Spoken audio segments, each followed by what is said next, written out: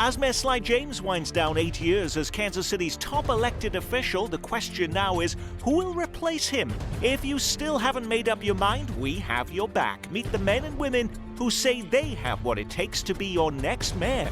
But do they? Who Will Lead KC is funded in part by the Health Forward Foundation. Additional community support comes from the law firm of Hush Blackwell, the AARP, and Bob and Marlise Gorley. And now here's your moderator, Nick Haynes. Welcome everyone to the 3,795th Mayoral Forum. Now I might be one or two off on that, but do these ladies and gentlemen deserve a round of applause for their fortitude? They haven't seen their families in about 3 months. They're doing this almost every single day. There may be many forums. This one is very different. We're dispensing with all of the usual debate formalities. There's no time limits, no long, ponderous opening and closing statements. We're going to get to the heart of the matter. And as has already been pointed out, as we have such a mammoth field of candidates, we've tried to make this more manageable and comprehensible to you at home by inviting candidates with at least 5% support in one public opinion poll. These are the men and women. I will introduce our candidates to you as we go along. But Alicia Canady, you were a first-term Kansas City councilwoman and former assistant prosecuting attorney in Jackson County. When we have a new poll saying 40% of Kansas Cityans, more than 40%, have absolutely no clue who they're going to vote for in this mayoral contest, what is the single biggest difference between you and every other candidate on this stage? Single difference? Single biggest difference between everybody else here. Is that I've been willing to take a long stand on issues that matter to voters, and I have opposed tax incentives that have obligated the taxpayers' general fund dollars. Scott Wagner, right next to Alicia, has been on the city council serving his second term. He's come from the marketing business, the mayor pro tem, which is basically the deputy mayor when he's not around. How about you? What is the difference between you and everyone else on this stage, Mr. Wagner? The difference is I not only know the what, but the how. Steve Miller, all the way over here, is the former chairman of the Missouri Highway Commission. He's an attorney. You've never held elected office before. Is that the big difference between you and everyone else on this stage? That, plus the fact that I bring experience and proven leadership that none of the other candidates have had an opportunity to have. So although I have not been elected to office before, I did and was appointed by the governor of the state, confirmed by the Senate, to lead our Missouri Department of Transportation, which is actually bigger than Kansas City in terms of budget, land ownership, and infrastructure. Right at the end is Scott Taylor. He's in his second term on the Kansas City Council, representing the 6th District of South Kansas City. He's an attorney. What differentiates you from every other person on this stage? Thank you, Nick. It's good to be here tonight. Thank the audience, first of all. Great record turnout. I've had wonderful ability to get things done on the council through collaboration, but I also have the private sector experience of 20 years as an attorney and working with small businesses. And both of those combined have given me the ability to bring people together on difficult issues and get results for the city and for the taxpayers. Right over here is Phil Glynn, and he runs his own business providing housing and development support to Native American communities as a former member of the Kansas City TIF Commission. What is the single biggest unique quality you bring to this race that no one else on this stage has? It's my business experience. I've built over 5,000 homes that are affordable to working families and senior citizens, and created over 5,000 jobs by investing in child care centers and grocery stores and infrastructure. You know, exactly the kinds of things that we need more of here in Kansas City. Jolie Justice, right in the middle here, is in her first term on the city council, an attorney, former Missouri legislator. The difference you bring to this whole stage that no one else has? I picked up 8 years of legislative experience as a state senator in Jefferson City. I was in the deep minority, and in 8 years I was able to get things done. That's something that's pretty spectacular when you think about the fact that there were only 7 Democrats down there. Quinton Lucas is on the city council, an attorney, lecturer at law at the University of Kansas. What is your differentiating factor that no one else has? You know, I've been able to do some interesting things in adulthood, including being a teacher, but I'll actually go back to childhood. I had the fortune of going to a good private school out in South Kansas City, but at the same time, my family was homeless and lived in a motel on the east side. When you talk about collaboration, if you've lived a life of different backgrounds, that helps inform you for the rest of your life. Well, Kansas City's homicide rating right now at number 5 at the highest homicide rate in the country. Let's start with you, Quinton Lucas. Everybody talks about crime. What is the single most impactful change you would make as mayor to reduce violent crime? I think from day one when we start in office, and I recognize all those who say we need to address affordable housing, we need to create more jobs. That's all true. But the impactful thing we could do is stopping the cycle of incarceration in Kansas City. What that means is that we have local criminal justice reform. That's not arresting people for things that are small ordinance violations. It's not criminalizing poverty, and it's making sure that we're not getting people in jail for small and petty offenses that lots of other people won't serve time for. You've been on the council for 4 years. Why haven't you done that already? A few things. One, I would like to, as mayor, the mayor has the opportunity to pardon everyone who's been arrested for a municipal offense. I, on day one, would pardon everyone who has been arrested previously for a municipal marijuana possession violation, because the city has decriminalized in the time since. So that's a step one. Steve Miller, the single most impactful change you would make to reduce violent crime in Kansas City is what? Well, Nick, I've got a 3-prong plan that people can go out and look at. But if I had to say one thing, is that the mayor needs to elevate crime to the same level that we've elevated KCI Airport or streetcar, because that means taking all of our resources, public, private, and philanthropic, and declaring this for what it is. This is an embarrassment and a tragedy for our city, and it takes all of us engaged wherever we are in the city and the metropolitan area to combine together to get it done. But you've never held elected office before. How can we have confidence in you that you could actually achieve that? Well, Nick, I've told you before, I've had an opportunity to lead a unit of government that's bigger than Kansas City, and in part of doing that, we also had the Missouri Highway Patrol underneath us, and we had to encounter all kinds of crises. So we had to deal with natural disasters like flooding, which is going on now. We had to deal with the Ferguson incident, which we did on our highways safely and responsibly. And I bring a 35 years in the courtroom of being able to solve and address problems. Scott Taylor, what is the single most impactful decision you could make if you are elected mayor to reduce violent crime? Well, we're doing it right now, Nick. The last budget, I really advocated for more police officers on the street, not to have the officers on the street, but to do community policing. If we want actual community policing, they have to have time instead of going from call to call to call. So we had 24 officers last year. In the budget tomorrow, we have 12 more officers because of the Finance Committee's vote today. I've worked on a lot of these community events that the new police department is working on. It's bringing families together, creating those bonds and relationships that will help reduce crime when there's a trust in the community again. Phil Glynn, do you have a different answer than the 3 you've already heard? It's affordable housing. A lack of affordable housing. For the violent crime issue? Yes, and here's why. I think adding more officers would help. Protecting the funding for the social workers in our patrol divisions would also help. But long term, we have to recognize that the violence in our community and the failures in our economy are fundamentally linked. And if we don't help stabilize families and neighborhoods, we will not become safer as a city. Jermaine Reed, single most impactful thing you could do if you were elected mayor to reduce violent crime in this I community? would add on to much of what has already been said for sure, because one, this is not a one-size-fit-all solution. This is the biggest problem that is impacting our entire city.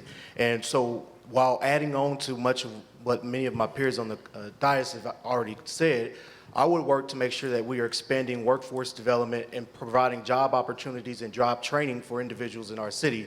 That is the most important thing, because the way out of crime, the way out of violence, the way out of situations that you are encountering in your daily life is to be able to have a job, to make a meaningful impact in this actual city. But you have been on the city council already for 8 years. Why hasn't those things already happened? Well, because, I think it's important that we establish protocol, because number one, you shouldn't have to heckle one way or the other. All of us here have different experiences and bring a number of voices to this discussion, and I think it's important for the crowd not to heckle us, and that's number one. But in terms of your question, as it relates to why, I personally cannot handle this by myself. This is something that all of us in this entire city, also the members of the city council and the mayor, and also the entire community, we are all responsible for making sure that we have an impact on reducing crime and violence. Over my career, I have worked at the Ad Hoc Group Against Crime on the front lines of this issue, working with individuals who have been impacted by crime and violence in this city. I understand and know that most people who have come into the system, many times it's at least 80%. 80% don't even have a high school diploma.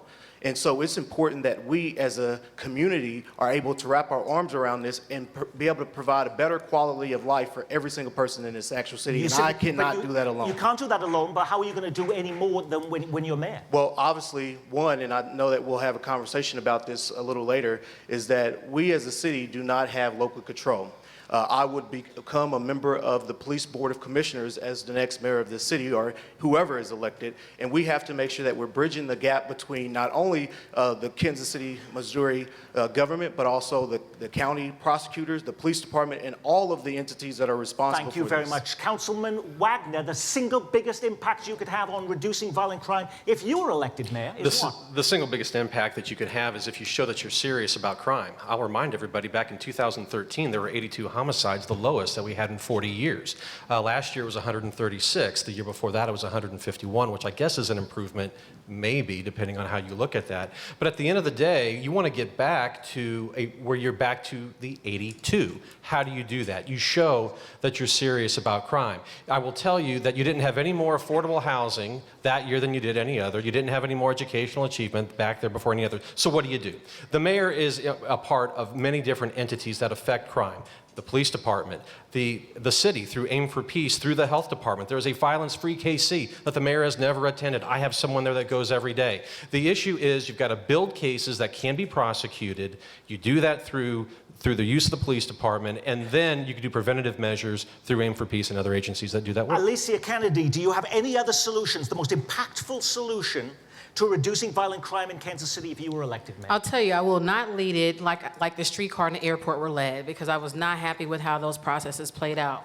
But I will tell you, as the next mayor, it will be my #1 priority, being intentional and deliberate. The most impactful thing the mayor can do is to make it a budget priority. And that means adequately staffing the police department to make sure we have enough officers to address community safety, officer safety, and also to be able to conduct the investigations. We have to move beyond the trigger to address the mental health and social issues that impact violence in this city. And in addition to that, we have to make sure we have a conversation where all the resources are on the table, all the community partners, and the city budget is willing to put some skin in the game to make sure we're addressing the issues, and we have to make sure the community is leading the discussion. What are you cutting from the budget then to allow more resources to be provided for policing and law enforcement? Well, I don't think you have to cut anything. We have an obligation under the city charter that we have to provide 20% of the city's general fund to the police department. Anything beyond 20%, we can enter into a contract with the police department for services. And so there's an opportunity for us to influence how they're staffing to make sure that there's appropriate number of officers on patrol and in investigation bureaus, and that will create a reduction in crime. The single biggest impact you could have on violent crime if you were elected mayor is what, Jolie Justice? We've spent the last 60 years in this country getting tough on crime, and we've just started getting smart on crime. And that's exactly what we can do to violence prevention in this city. The single biggest thing that we do is you've got a mayor who believes in the public health approach to prevention of crime, a mayor who believes in getting smart on crime, and she's going to sit on the police board, and she's going to take those ideas and beliefs to the police board and make sure that we're focusing on specialty courts, on reentry services, on making sure that we have criminal justice reform, not just at the federal and the state level, but at the local level. That's the single biggest thing we can do. It's a $1 billion budget, 2,000 employees at City Hall. City Hall runs lots of programs and services. Which one is so good that it deserves more money, and which one performs so poorly it deserves to be eliminated, starting with you, Councilman Wagner? Well, let me remind you, $1.72 billion is the budget that we're going to do tomorrow. We have about 7,000 employees, including the police department. Every one of those folks that work for this city do the best job that they possibly can. So it's not a matter of do they do a bad job. Sometimes it's because of the capacity. But I will tell you this, based on everyone that I talk to, the problem that we seem to have over and over again continues to happen in our city planning department. department. There are people here who want to do business in Kansas City. They want to develop in Kansas City, and not just the big high rises, but little small things. And they have a problem when they try to do that in Kansas City. That is an issue that needs to be addressed. The one that needs the most capacity, though, I'll tell you, is Public Works, because we should be spending a lot more money than we do. We are increasing the amount that we are spending on street resurfacing to $17 million, over $10 million last year, but they need more help, and we know it. So that's where the money would go. How about a program or service that needs to be eliminated? You don't have one? Well, I will tell you this. There are programs that can be, well, actually, I'll tell you this. We used to do trash for 40 years, most of it done outside of the city. We are having to bring it in because right now it is cheaper for us to do it. And so the question isn't who should not do it or where it should go somewhere else. It's all cost benefit, and that's the analysis that you have to do as mayor. Councilman Taylor, the program that is doing so well, it deserves more money, and the service that the city provides perhaps shouldn't be doing it. They should eliminate it. Great question. So I would first say, across the board, I think one of the things I've really, it's been an honor to serve with so many dedicated city employees. We have a lot of employees that really will work overtime to make sure constituents and citizens are taken care of. We have a lot of great people within these departments. As far as an area to cut, I think I said this back at a forum you hosted back in 2015. I really think we need to look at, it's a small dollar item, but I think it would send a message, taxpayer-funded travel for council members and mayor. I think there's too much of it. I think the Star reported $160,000. That would be an easy cut on day one. Phil Glenn, a program that deserves more money and one that should perhaps be eliminated at City Hall. A very important program that has just very recently gotten underway is having social workers in our patrol divisions, embedded within the police department, helping build relationships with the community. I think it's already showing some results. It needs to grow. An area of spending that I believe needs to be cut is I don't believe the city should be spending millions of dollars on building new parking garages at a point in time where the way that we use our cars and the way that we use our transportation system is changing so much. Jolie Justice, been on the council now for 4 years. What about a program that deserves more money and one that should be eliminated, perhaps? I'd like to see us spend more money on our specialty courts at the municipal court level so we can address some of these violent crime issues that we've already talked about. And then as far as elimination, we are in conversations right now, and I want to see them keep moving forward, about continuing to combine all of the parts of our Kansas City Police Department and City Hall. That includes benefits and not just our IT department. Jermaine Reed. Well, I would increase funding in our neighborhood housing services. All of us care about our quality of life. And one of the things that is most important is that we are able to pick up the trash on time, the legal dumping, that we're able to get it picked up, and a number of other things that we really need to be focused on. And it is the most underfunded department that we have in the city. And it's an area where all of us really care about 365 days out of the year. How about a program that perhaps should be eliminated at City Hall? Well, I wouldn't necessarily pinpoint a program right now, but I will say that I do think that there are some costs that the city manager has in his own department that I don't think are very effective and do not help with moving the quality of life forward. And so I would eliminate some of those positions. Steve Miller, you're an outsider looking in. Is there a program that deserves more money and perhaps, looking at your business background, one that should be eliminated? Great question, because I'm going to bring that kind of fresh perspective to City Hall. Well, those that read the Kansas City Star today know in the guest commentary that I authored, the first thing we have to do is honor the promises to the voters in this community that said on 3 different occasions, if they voted for a tax extension or a tax increase, that they were guaranteed that the money devoted to our infrastructure, in particular to our roads, was going to go up, and over 5 years that it went down. So the first thing I would do is honor those 3 proposals that were voted on by voters, honor their tax dollars, restore the funding as it was intended. Regarding what to do with money, again, I bring a unique perspective because when I was at MoDOT, we were faced with fiscal constraints, much as the city is.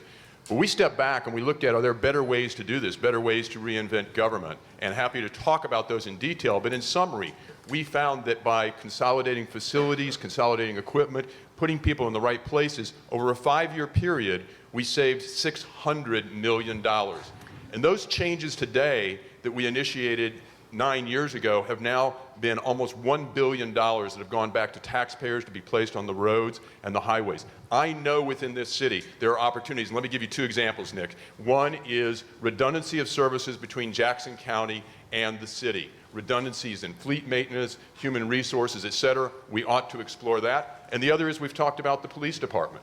One thing that local control might do, and a reason for doing it, is we have redundancies between the police that operate on a state system and the city that operates on a different system. Redundancies in pension, human resources, fleet maintenance, et cetera. Those are some of the ideas I bring to City Hall. Quinton Lucas. All right, one brief tweak I might make to what Steve said. It's not so much that we have cut just in broad road spending.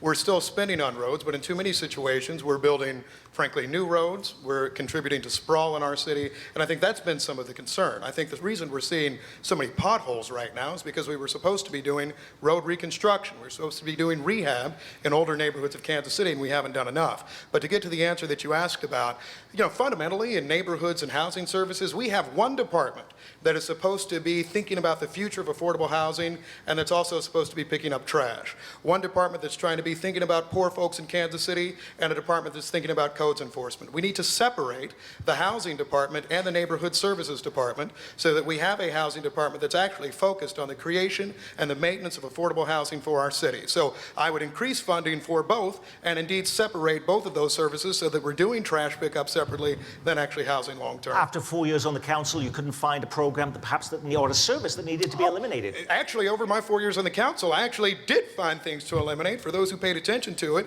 I introduced an ordinance that actually cut the city manager's spending capability.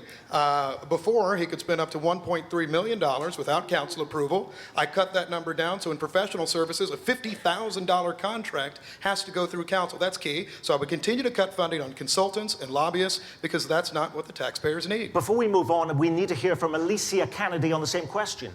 Well, I'll tell you, one thing I will point out is that when we talk about what needs to happen, what should not happen, ignorance is bliss. As a new council person, I came to City Hall from the prosecutor's office thinking I was going to do all the great smart policing techniques that I read in books, and I quickly learned that the city budget is mostly already spent. And so unless the next mayor makes it a priority to invest in those areas of critical need, it's not going to happen. It's not about having ideas, it's about being intentional about where you fund areas in the budget.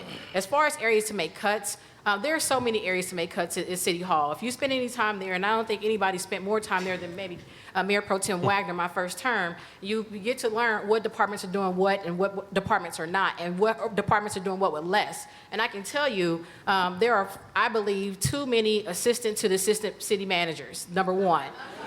Because he has directors that oversee every department. So that's one. Number two, the mayor's office has over 20 staff people. That's another area opportunity to make some cuts. And that money can easily be redirected into social programming in communities. Next thing I would look at is this owner's rep we have for this airport we're paying $10 million a year to that I've yet to see any work product from. So there are opportunities for us to look at ways to save dollars. Not necessarily that those dollars would come back into the general fund, but we have so much waste. And I also would be open to the conversation about what the city manager role is going to be looking forward, because my priorities are that reflect that of the taxpayers. And currently, the budgets we've seen from this administration do not always reflect the same.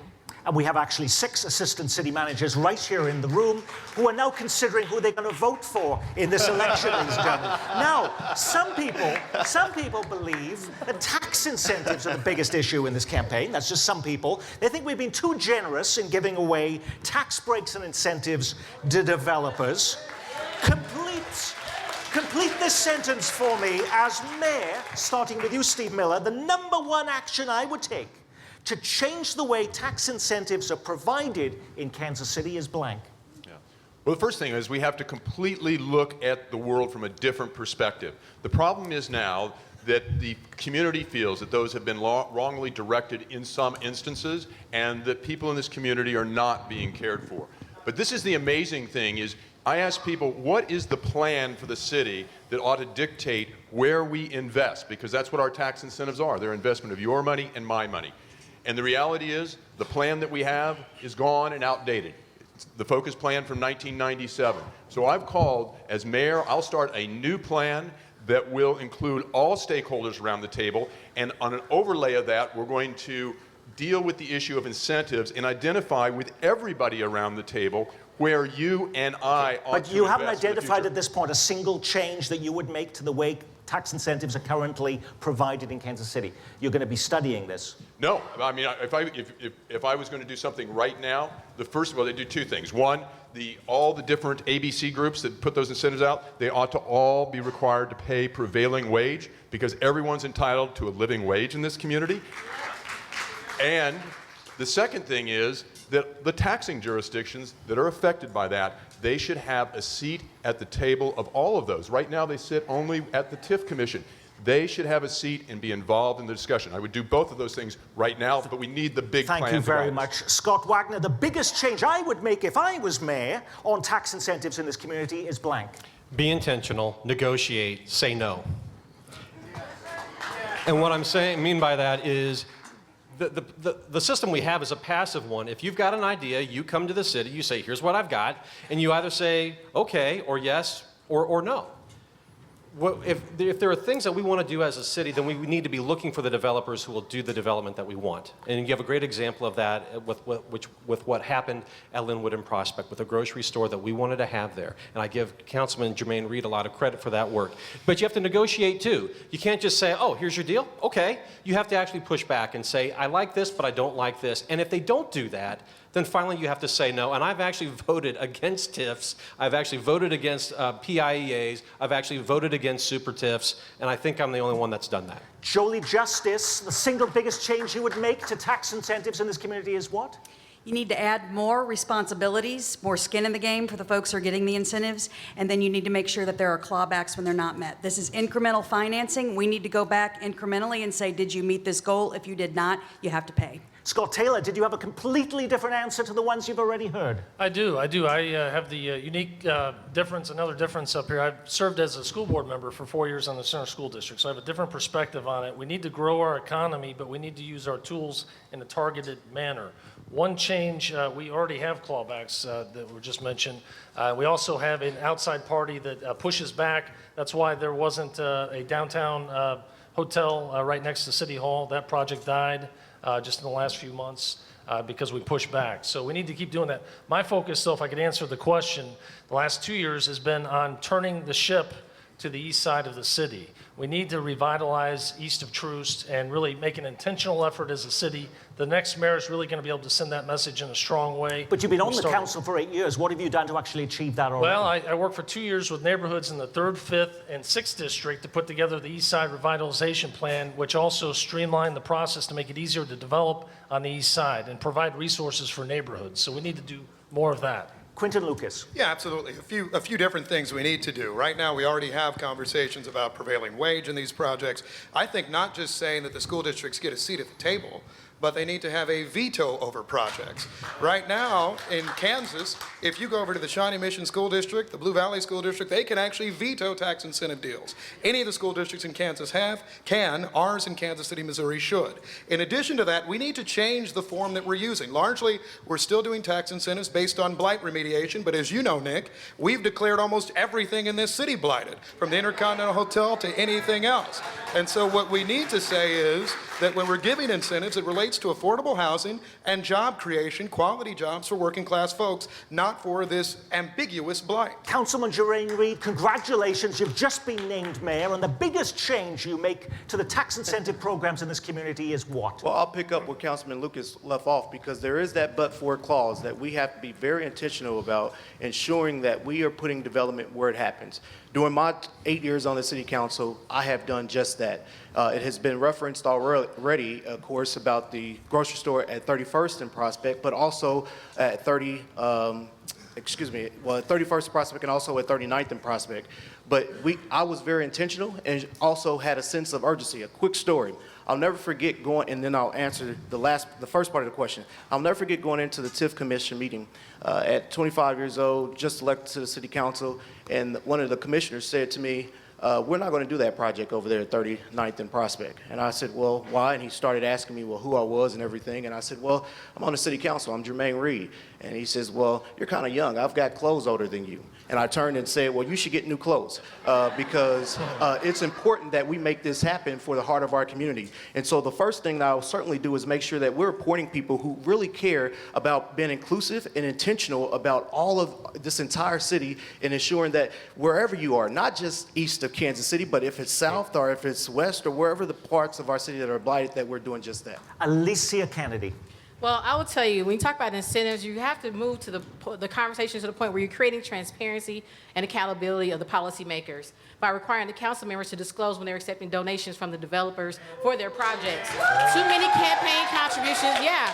Too many campaign contributions. There's a direct correlation of those who are receiving campaign contributions from developers and those that vote consistently yes on taxpayer-funded projects. And we can talk about veto power of schools, but if you're rubber stamping development deals that obligate the city's general fund consistently, it's all rhetoric. We got to move beyond that, create accountability, and make sure that any incentive project in this city meets the needs of the people and has a community benefit agreement that gives back. Nobody has quite got it right until we've heard from Phil Glynn and his view on tax incentives. We got to stop giving them to corporations that don't need them in parts of town that are already doing well. And the experience that I bring to this is as an investor. I represent investors, and they have a right to demand a return on their investment. When we grant a TIF, we all become investors in these deals, and we need to look at it that way. I spent 4 years on the TIF Commission, and when I saw bad deals come across that took money away from our public libraries and our public schools, I stood up against them. And ultimately, it cost me my seat on the TIF Commission, but that's okay, because we have some major changes coming our way in this community, and the only way that we're going to get through them and come out stronger on the other side is if we are all starting to say what we think and stand up for what we believe.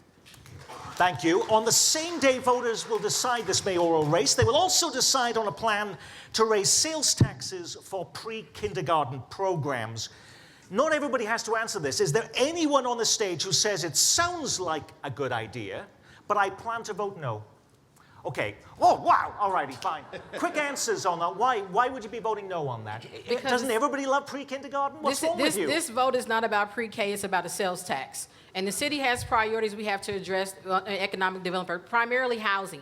We have over 5,000 units that are short of affordable. That's between $600 and $800 a month. How are we going to pay for it? If we're going to spend $30 million a year to pay for pre-K, which is not a function of the mayor or the city hall, and we're not going to address our needs, it's going to be just like the roads that we've been dealing with. How could you be possibly against pre-K programs, Councilman Wagner? Well, You're wearing an I Love PBS pin. Oh, well, I know, because it is as apple pie as PBS.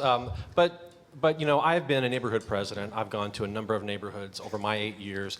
And when we talk about issues and problems, never once is pre-K brought up. It is everything else that you've actually started to talk about here today. So if you're going to take away your capacity to actually invest in the city, then you should choose wisely what you're going to do with that capacity. And to me, pre-K is not it. Who else said they would vote no even though they think it's a good idea? Yes. One, I want to applaud Mayor James because it's important to point out that pre-K is extremely important.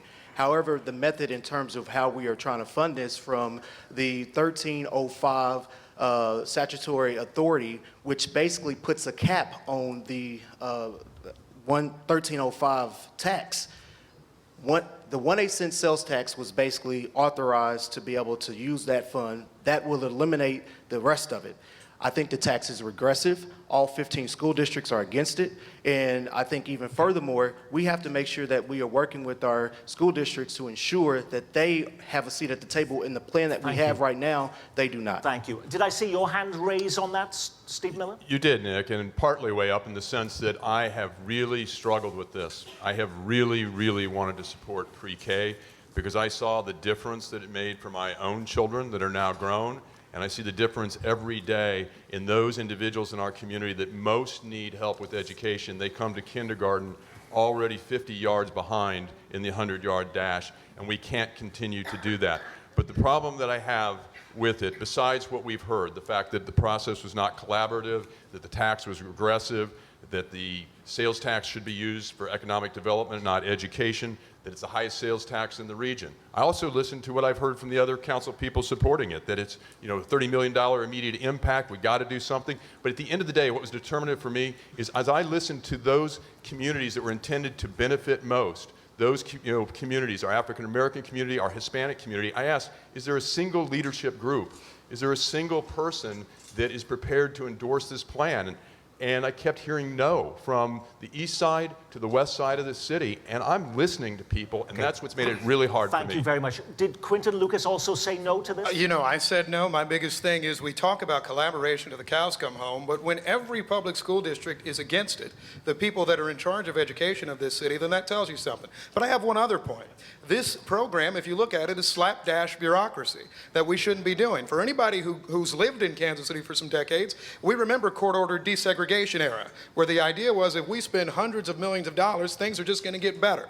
So for me, what I'm hearing in this situation is they're saying there's going to be a lot of money, and then it's just going to work. That's not how education works. We should work with school leaders to make sure it's impactful, and that's the way to do it, not just saying from the outside, we're just going to foist money in and force people to agree. And everybody else on this panel was supportive of it, so you've seen differences of No, opinion. actually, just to jump in there real quick, I'll be voting against it also. You'll be voting against it. You said you were concerned about crime. Mayor Sly James says this is about preventing crime.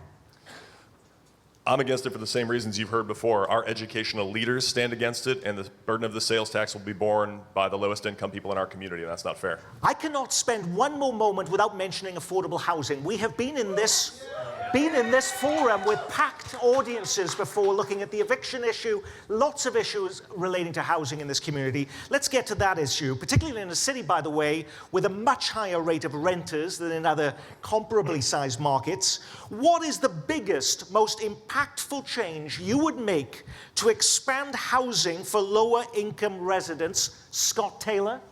Well, it's a combination of things. It's not one answer. So we need to take existing housing stock, repair it. That's why we have the $10 million home repair fund. We're trying to get privately funded through banks. We need to tear down blighted building houses and neighborhoods so that people will be able to live in their neighborhoods without the fear of crime in these blighted houses. But you have been on the council for 8 years. Why could you do more things as mayor that you haven't been able to do on the council? That's why I spent the last few years getting together with the 3rd, 5th, and 6th districts to put together the East Side Revitalization Plan to put these things in place. We also need, I can tell you, sitting on the Economic Development Committee, we need a local fund. And so the Housing Committee has come up with a $75 million fund. We need to get it funded. The next mayor will be the one that gets it done because, you know, if we really want all kinds of new housing that's affordable and workforce, there's always a gap when the project goes to a bank if you want to keep the rent very low. And so we need that local fund because we can't wait on Washington and we can't wait on Jefferson City for low-income tax credits because we can't control what the next governor might do with that program as well. Alicia Kennedy, the single biggest impact you could make on expanding affordable housing for low-income people in this community if you're mayor is what? One, we're going to have to establish a new funding source. The need is so great. And we have to go back to funding community development corporations. When the federal dollars dried up, so did our CDCs in the community, as well as urban redevelopers. We have to engage the private sector so they can begin to use their existing housing stock with some policy, Chapter 353 tax abatements, and some patient capital for them to make improvements and be able to keep the rents reduced for people that want to stay in the core of the city because we're currently pricing people out. We heard from a young lady last night that she was priced out of her apartment. The rent went up 80%. And so we want the private market to come in and make those investments. They're going to raise the rent, and we have to provide some assistance to help them do that. Steve Miller, the biggest, most impactful decision, choice you would make as mayor to improve the affordable housing in this community is what? P4s. And a P4, you've heard of P3, which is a public-private partnership. Well, what's being explored in other cities with this problem, like Detroit or San Francisco, is what is called a P4, which is public-private philanthropic partnerships. Because, Nick, it's all about money. We can all talk about what we'd like to do, but it's show me the money.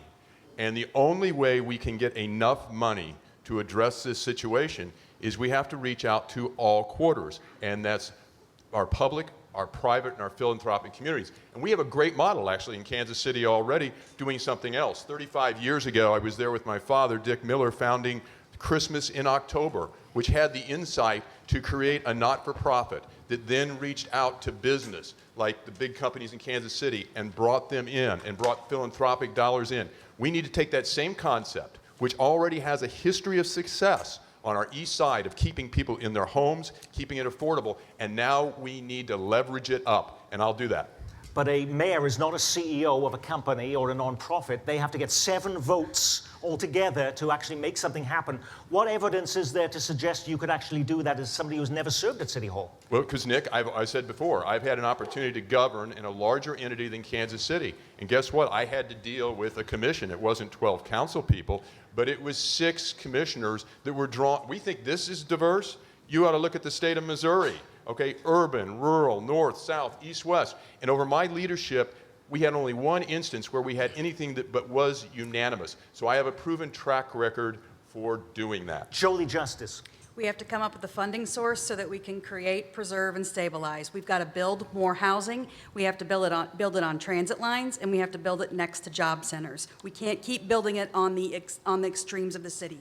We have to preserve our housing stock. We have 9,000 vacant abandoned properties right now that are not for rent or sale. We need to get it rehabbed, and we need to get people back in it, and then we have to stabilize. We need a tenant's bill of rights. We need free legal services to make sure that people who are in their homes can stay in their homes. Alicia Kennedy, you've been on the council 4 years. What possibly could you be doing at mayor that you haven't done on the city council already? Well, that's why I'm running for mayor, because as I mentioned, all these great ideas everybody has up here, the money's spent. And so the mayor has the ability to set the budget. That is the number one job of the mayor, is to work with the manager to set the priorities of funding in this city. And so as the next mayor, I will make sure that the funding priorities reflect the needs of the community. Now, I am a proud supporter of public schools, and that's why I've consistently voted against these tax incentives that erode the tax base. I'm KCPS May, a proud graduate of Northeast High School. I live in the Hickman Mills School District, and they're considering closing schools right now with the largest economic development project in the history of this state in their backyard.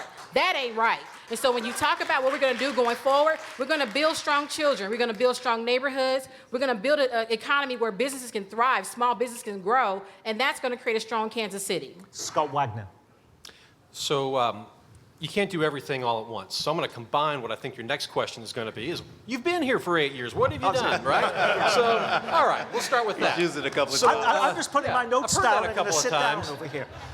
So when I came in 2011, we had our housing department essentially in receivership. The HEDFC, which you may have known, was famous for building $1 million homes in Beacon Hill, got in receivership. When I came in, I was asked, can you be part of the team to get us out? And I was, and we've been successful in doing that. And the importance of that was that when HEDFC, back in the 07s, 08, and 09, went down, they took every CDC almost with them.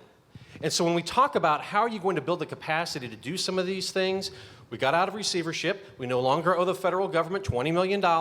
And now we're moving on to what we can do next. What we can do next, we've talked about funding. And I will tell you that, when we tried in the last term to get $5 million out of the private sector. They didn't come forward. If we are going to get up to $75 million, it means we are going to have to put some money on the table. And I don't mean being on the city council. I mean all of us in this room. Because guess what? If you're looking for the general fund and you want to know where your money's being spent, when I started, 68% of it went to public safety. You know what it's going to be tomorrow when we vote? About 76. So unless you want to get rid of cops and firemen, don't start looking for housing to come out of the general fund. But the other thing that I will tell you is that we need to look at more and new and different types of ownership models, because at the end of the day, if we are going to count on the private sector, that does include creating and growing new CDCs and other sorts of new housing options and ownership options to support them. Thank you very much. Jermaine Reed. Thank you. I approach this from a very personal standpoint because I, like a couple of other of the candidates here on the stage,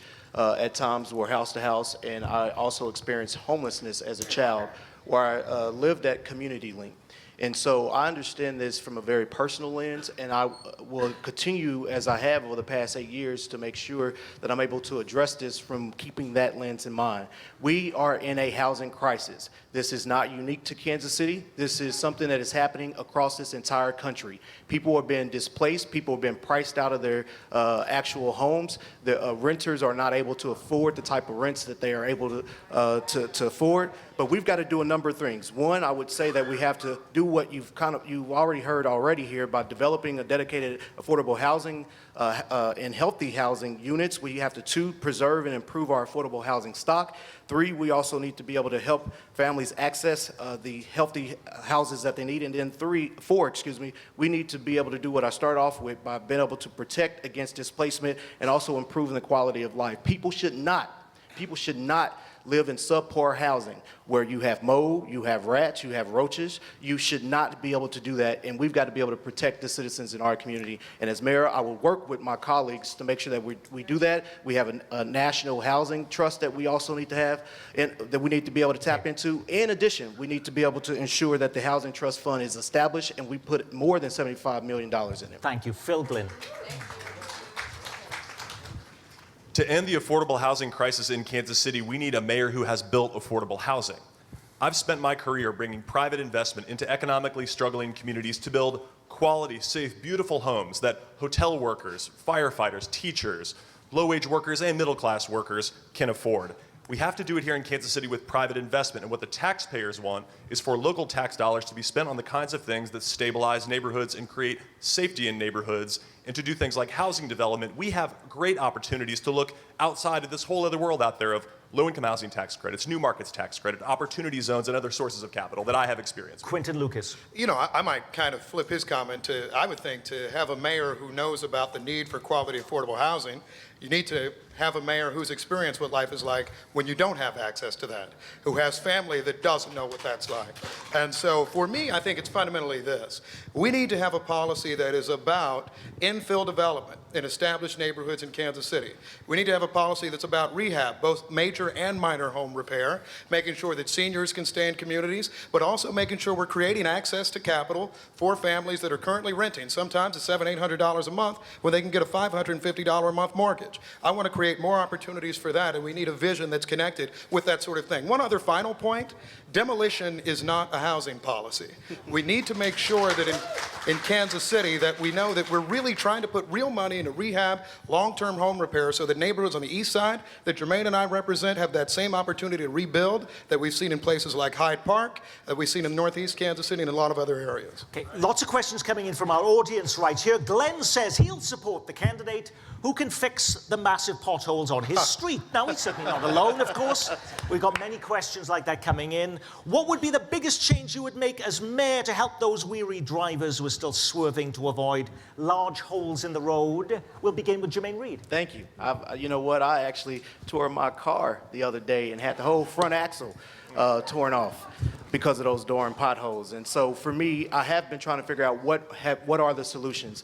I think it is important to point out that the city currently is spending nearly $10 million a year, and this budget that we're getting ready to approve tomorrow will be $17 million. I have been the chair of our Transportation Infrastructure Committee, but we need to be able to make sure we have a very aggressive 24-hour repair for potholes, also making sure that we're able to do everything that we can to patch up broken sidewalks and other places in this entire community. But we need to have a 24-hour turnaround. And additionally, we got to be able to utilize smart technology, which has not been used at this point. But your colleague, Alicia Kennedy, had mentioned earlier there was no money at City Hall, so how are you actually funding more money for doing this? There's some money for this now, that's for sure. And actually, I can talk about this all day for that matter, because the citizens have already approved the GEO bonds that allows for streets, roads, and bridges to be fixed. And we got to ensure that we're being intentional about making sure that those dollars are going to those very areas right now, and the taxpayers have made sure that we have the resources to do that. Stephen Miller, the biggest change you would make to the way we handle the issue of potholes in this community to help this man, Glenn, who says he's upset about this? Well, I mentioned earlier, I mean, part of it is we did not honor the voters' will. You know, we diverted millions and millions of dollars of taxes to other needs in the city. And granted, we have a constrained budget. You can hear that tonight. And a city council has to exercise discretion on how to spend it. But I think when the voters tell you how you must spend it, and you have promised to spend it that way, that's how you must. So, Nick, I'll give everybody here an example of what if we maintain the roads properly. So people are in this area. If you drive Ward Parkway from 64th Street down to 43rd, it's like a war zone. But that same stretch of road with the same volume of traffic, about 30,000 cars, drive that from 43rd to 31st. Same roads, same weather, same city. There's not a pothole in it. That's because that was overlaid 2 years ago. It's not about our crews not working fast enough or anything else. It's about having the fiscal discipline and responsibility to honor the voters and routinely every year commit those dollars to keeping the roads in order. It didn't have to be this way. But you were the chair of the Missouri Highway Commission. Did the state do a better job of fixing its infrastructure than the city did? Absolutely. And one of the things that we did, we also faced a constrained budget, Nick, but the thing was that the money that came in, we didn't divert it to things other than transportation or roads or bridges, because by Constitution, we couldn't. It had to be used on that.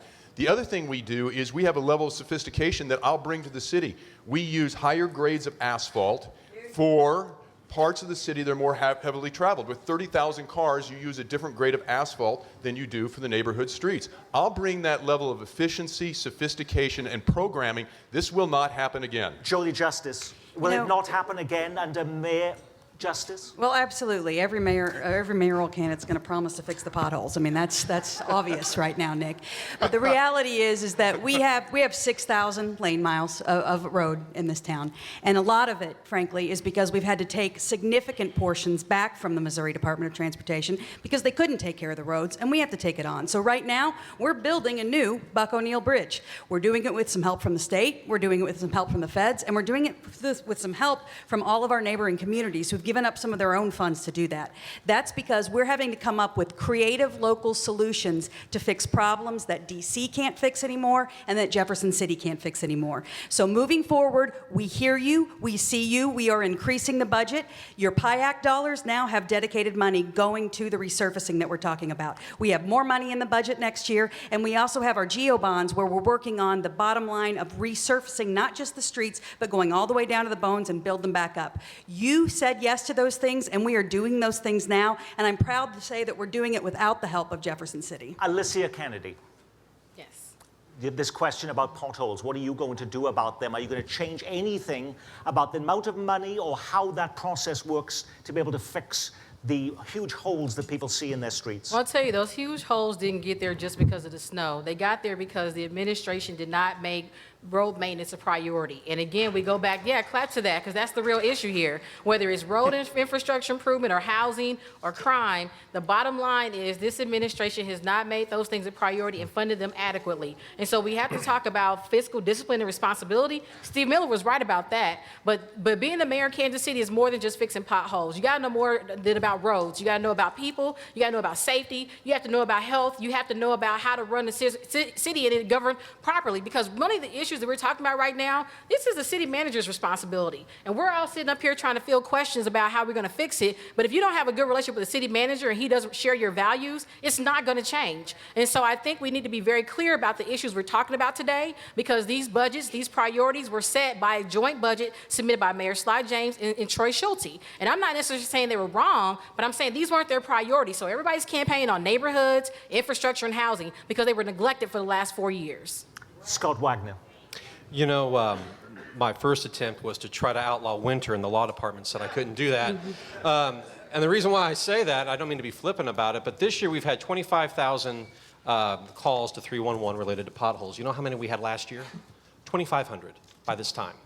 There is a difference that comes when you have a continuous thaw-freeze cycle. Now, is that to say that we need to do more maintenance to our streets? You're darn right we do. We actually estimated back about 5 years ago that you needed to spend about $40 million to take care of the 6,400 lane miles that we have in this city. But you know what? We don't have $40 million today. So what do we have to do? Be smart about where we make our investments. But someone who says that this will never happen again, that's a roll of the dice as far as I'm concerned, because I know after 8 years, things happen. Things happen, and you have to go deal with them. So, and when we talk about priorities, again, I will just remind everybody, if law enforcement is no longer a priority or the fire department is no longer a priority, then let me know, because everywhere I go, I hear about that too. And so when we talk about how do we spend our money, what you voted on for PIAC, you're seeing the first year of that coming May 1st. That extra $7 million is going to be spent every single year on maintenance, and those maintenance crews are out there doing their work. And one final thing, I know I'm pressing my luck. Part of the issue that you have is manpower. Since 2008, we have cut 600 jobs in Kansas City, Missouri, working for the city. You want to know a reason why we can't get out there as fast as we can? It's because we don't have as many people as we used to have doing those same jobs. Thank you. Quinton Lucas. This has been an interesting conversation. I think the real issue is this, and first of all, thank you, Councilwoman Justice, noting that a big reason why we do have some real demands, for example, on Buck O'Neill Bridge, is because the state, MoDOT, really didn't fund what it needed to. I know there are other state sources, but that was a failure that Kansas City's taking back over, and an expensive one at that. But if we're talking about actual road funding, the issue isn't so much that we don't have money going to roads. We haven't lied to the taxpayers. The question is which roads. For example, up in the Northland, there is I like to call it a road to nowhere, roughly $9 million that's connected with a development deal that is in essence a brand new road, $9 million. That could go to road resurfacing in other parts of the city. That could go to fix existing existing roads. And so what we really need to focus on is how are we actually fixing the roads that Kansas Cityans are driving on every day? One thing that we did, I'll be quick, Nick, in the negotiations we had about the GO bonds, we said that thou shalt not build new roads with that. And you know, the interesting thing that's happened since then is they haven't built new roads, they've just expanded these 2-lane country roads and now made them these 4-lane things that don't have sidewalks or anything of that sort. We need to invest in road reconstruction on the roads that Kansas Cityans are traveling on. Phil Glynn. You know, this isn't about one winter of bad weather. It's not about one budget cycle. Everybody in this room who's been living in Kansas City a long time, you know that we always have money for the things that we really want to do. And if you want to see what the priorities of city leadership have been for a long time, look at luxury high-rise development downtown. Look at the construction of new parking garages, and every single one of those potholes that you have to drive over is a symbol of the neglect of neighborhoods. And what we need to get back to is a point where we recognize that economic development isn't about just doling out tax incentives in every part of Kansas City. It's about building strong neighborhood infrastructure, which is the foundation of economic development. Scott Taylor, what are you going to do about potholes when you become mayor of Kansas City in June? Well, I'll tell you, I'm going to fix them so I can stop calling the city manager about every half an hour and using some words that I don't enjoy using. But and I'm being serious on that. But we've got to get that moving. But the bigger picture is I'm going to give you a practical solution. We've heard a lot of different statements up here about it. But I proposed taking, we have, each council district has $4 million of PIAC dollars. That's been authorized for 20 years. Those can be used in a lot of different special projects that don't have anything to do with roads or sidewalks. I would sit down as mayor with the new council and propose that for the next year, and I'll tell you why I would do this. For the next year, we take, maybe commit to that $24 million and put it to street resurfacing repair within those council districts and really send a message on top of the GO bond that we've done. You know, that will take a few years to catch up. We're talking about decades of neglect. But I will tell you, being out in the last year, walking door to door to over 40,000 houses with my campaign, we've been out in all neighborhoods. It's evident we need to accelerate the expenditure, not just the 17 million that we're increasing in the budget. We need, by doing this though, 24 million plus the 17 in the budget, that puts us at 41 million, which is about the amount we need to be at every year. Mayor Kay Barnes was known for bringing Sprint Center to town. Mayor Mark Funkhauser's team claimed his biggest accomplishment was drastically reducing the number of metal plates on your streets. Mayor Sly James brought Kansas City the streetcar. Phil Glynn, what would you like to be best remembered for as mayor of Kansas City? Workforce development. We have neighborhoods in Kansas City where we have concentrated poverty and unemployment, yet at the same time, we have companies across our region who say they can't find enough people to fill the jobs that exist today. Thank you very much. The thing you want to be most remembered for as mayor of Kansas City, Scott Taylor, is what? Well, I'll tell you now, what I would like to be remembered for is the mayor that really brought revitalization east of Truce so that all families and children have the same opportunity in this city. And you would like to be the mayor remembered for what, Quinton Lucas? Who is remembered for a sustained decline in violent crime, so people could feel safe. Mayor Kennedy is best remembered as her mayorship for what? As the mayor of this city, I want Kansas City to be known as a place where you want to raise a family and start and grow your business. Steve Miller, you're remembered as mayor for what? Inclusive prosperity. And what I mean by that is that we create a 21st century city that can compete on a national and global level Mayor of the Scott city. Wagner is best remembered for what? Someone who gave neighborhoods a voice. Whether it's healthy homes, whether it's a number of other things that I've worked on, I want to keep that moving forward. Jermaine Reed. I want to be remembered for the mayor that has helped really improve the quality of life for every citizen, regardless of what zip code you live in. And Mayor Jolie Justice is best remembered for blank. I want to be the mayor that makes sure we make the list for the most innovative housing policies, transportation policies, and making sure that we are ready for climate resiliency. And we can do that if we all work together. We've tried to do something very different tonight, ladies and gentlemen. This hour, we've tried to allow you to have a better chance to compare and contrast these candidates. Thank them all for being with us. Election Day, Tuesday, April 2nd. You'll be picking two candidates. Thank you for caring, and good night. Thank you.